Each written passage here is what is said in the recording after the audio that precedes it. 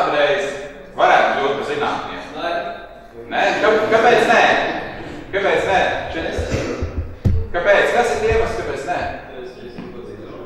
Ok, labi, kaut ko citu, jā, pilnīgi pareizi. Un tad faktiski, ka zinātne tā kā neviens īsti negrib, ja? Bet kas vēl teiksim citiem, ja? Kas ir tās lietas, kas jūs tā kā varbūt to kā atbaida no zinātnes, vai? Kas ir grūti zinātniekam? Gudram būtu grūti. Es pirms jūs laidīšu prom izstāstīšu vienu tādu stāstu, kuru es varu uzzināt diezgan nesen. Un, manuprāt, tā viena no lietām, kas ir, ka jums ir jābūt vienkārši ambicioziem un jums ir jābūt augstu uzstādītiem mērķiem, ambīcijiem. Un to es jums visiem novēlu. Izstāstīšu to stāstu.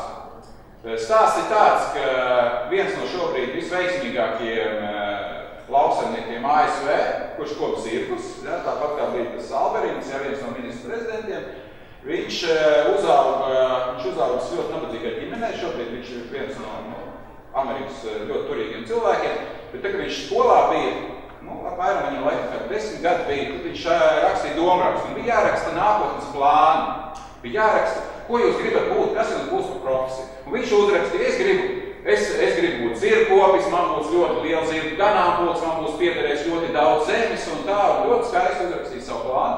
Skolotājs izsauc viņu un ielicis viszemāko iespējamo atzīmi, un viņš saka, zini, un tas skolotājs saka, es taču zinu, tavu vecāku dzīvo furgonā, esi realists, ja? Izliec realistisku plānu, tas nav.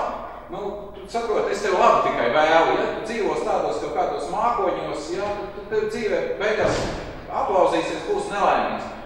Viņš tur tā kā sācis raudāt, apraudājies un tā, un beigās viņš tai skolotāji pateicis ir tā, ka, ziniet, labāk palieciet jūs pie tās tādas zemās atzīmes, bet es paliešu pie tā savu sapņu. Šobrīd viņš to sapņu tiešām ir realizējis. Tā kā to es arī novēlu jums. Esiet droši savos sapņos un strādājiet pie realizācijas. Vai jūs zināt, cik jaunie zinātnieki pelna?